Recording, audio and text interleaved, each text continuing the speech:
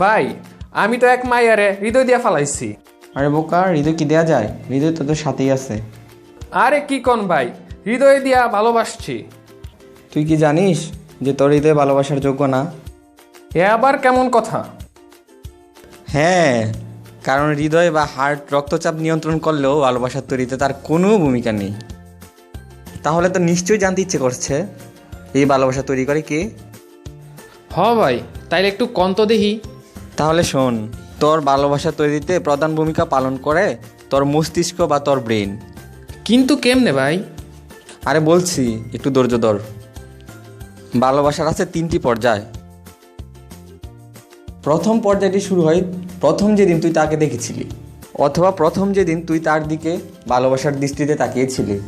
সেদিন তোর ব্রেন বাবাজি তোর 2টি হরমোন নিঃসরণ করে। সেগুলো হলো তোর sex hormone oestrogen and testosterone. এই 2টি হরমোন তোকে তার প্রতি আকর্ষণ করাতে ভূমিকা পালন করে। দ্বিতীয় পর্যায়ে তোর ব্রেন 2টা নিউরোট্রান্সমিটার নিঃসরণ করে।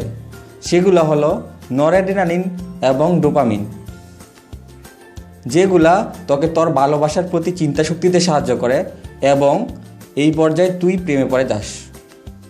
ভাই প্রেম তো হয়েই গেছে গা, 3 নাম্বার পর্যায়ে আবার কি দরকার?